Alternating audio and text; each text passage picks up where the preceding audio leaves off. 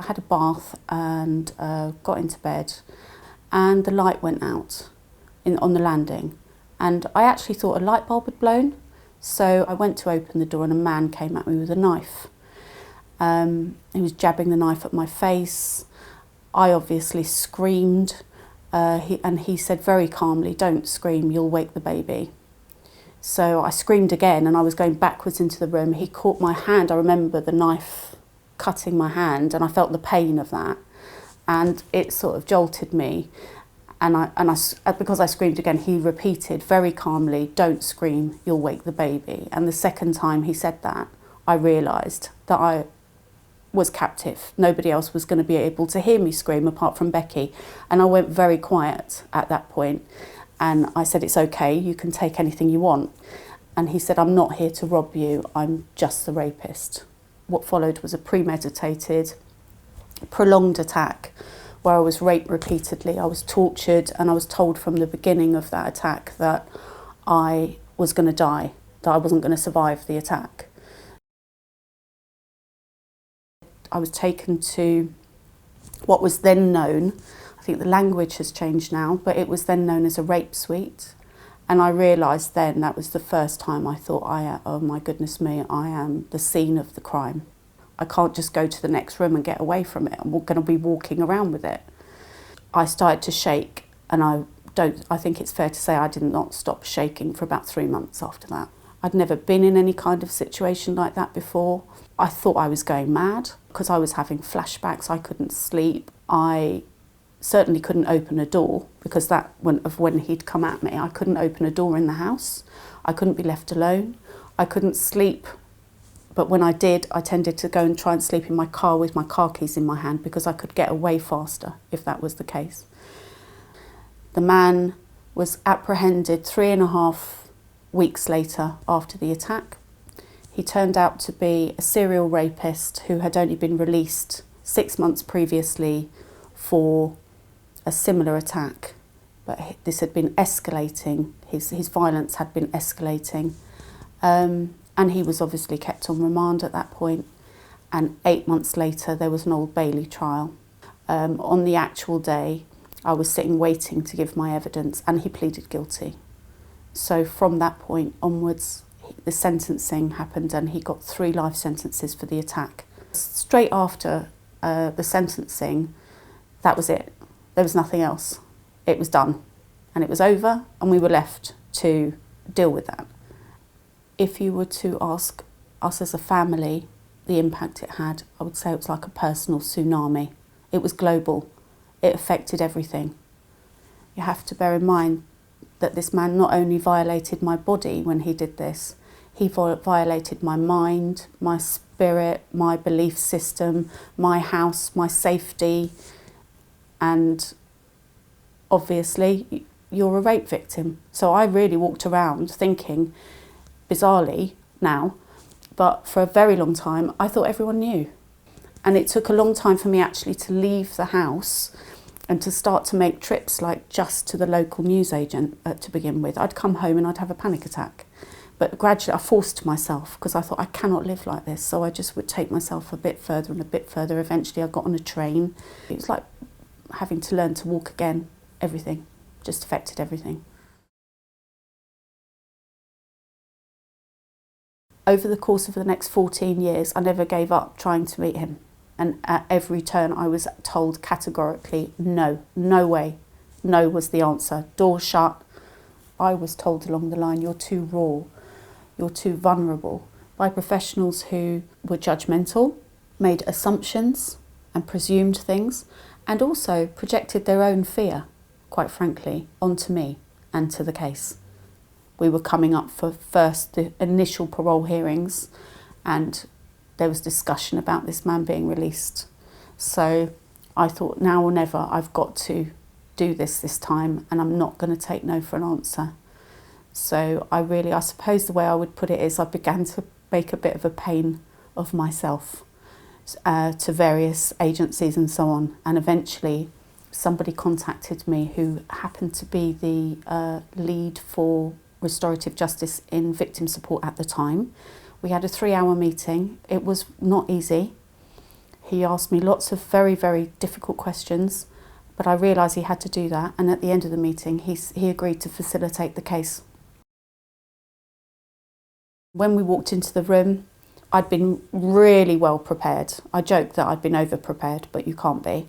But I was really well prepared for the environment, so I knew where the perpetrator was going to be sitting, I knew which was my chair, I knew the whole structure of that meeting, how it was going to take place. I didn't know the content, but I knew the structure of it, and that was really important actually, because I didn't have to worry about any of that.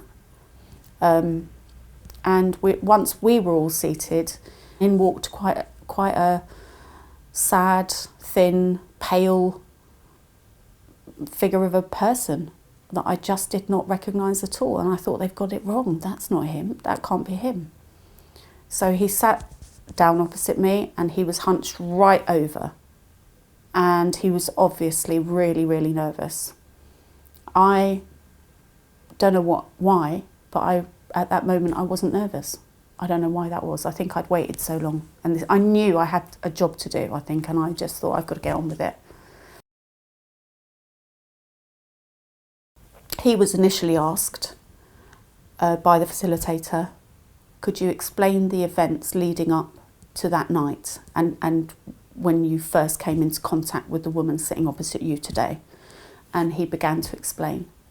And from that moment on, lots of gaps were filled in for me, because I didn't understand how the light had gone out. I didn't know how he'd entered the house, even though I'd been told. I didn't know had he seen my daughter. There were all these questions that I'd had that were unanswered, and he answered them without me asking.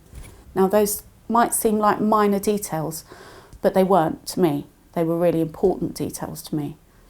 And when he first explained me opening the door and him, he said that's the first time in that room, in the Restorative Justice meeting, that he looked up, he looked me directly in the eye, and he said, that's when I first saw the lady sitting here. And what followed then was a 3-hour meeting, non-stop, no break, where he got to speak and then I got to voice the harm, all of it, everything I could think of, the ripple effect that he had caused, how we'd lost our home, how I'd lost my marriage, and all of the things, everything I got to voice. And there was no limit on the time that I could spend in there. I was told, you just carry on for as long as you need. So that was hugely powerful to me.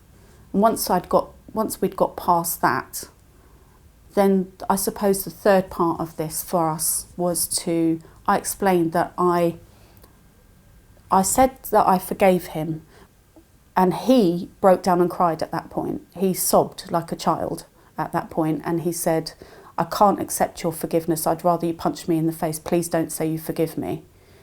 And I said, it's my forgiveness to give you. It's up to me what I do, but it's up to you how you accept it. It's up to you, or if you don't, I don't really mind. That was more about me saying I'm letting go of a situation. As much as I ever possibly can, I let go. I'm releasing something to free me up. It was about my freedom, if you like, because there's been a prison cell. My mind was a prison cell for many years. So that was about my freedom. But it was a powerful moment. And the fact that I was able to maintain my dignity throughout that meeting meant a lot to me, because he took that away from me that night. And I was sitting in my own power and my own control, which he also took away from me that night. So those things there's no words for that. That was a very powerful thing.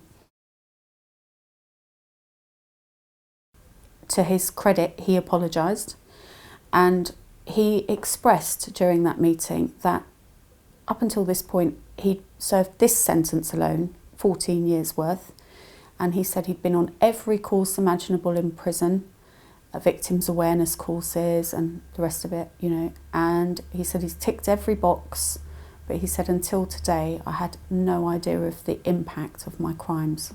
And now I do. I understand the impact of my crimes. So at that particular moment, I felt that was genuine.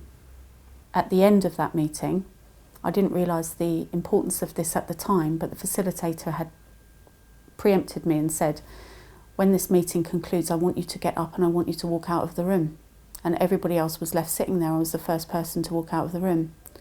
And afterwards I realised why. Because 14 years ago, I was the person left in a room. And now the perpetrator had to sit there and watch me walk away.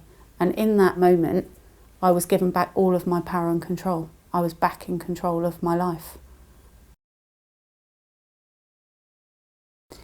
I think the biggest thing for me was that I wasn't afraid anymore, because I'd carried around a fear, which is hard to describe, for a long, long time. If someone tells you that they're going to kill you and they're doing what they're doing, you believe that they're going to come back and kill you, and nobody else is going to tell you different. So that had gone. So there was a massive freedom in that. For the next couple of months, few months afterwards, everybody who was close to me, without exception, friends, family, made a point of saying to me, you are a different person. And I would say, I don't really understand what you're talking about. What do you mean? You're totally different. So there was obviously something I was carrying around that was invisible, that I didn't think other people could see, but they could see, that had gone. Would I do it again if I had to? If I had to, yes, I would. I would definitely encourage anyone who wants to do it to go forward and do it. And it's something that every victim should have the opportunity to do if that's the choice that they want to make.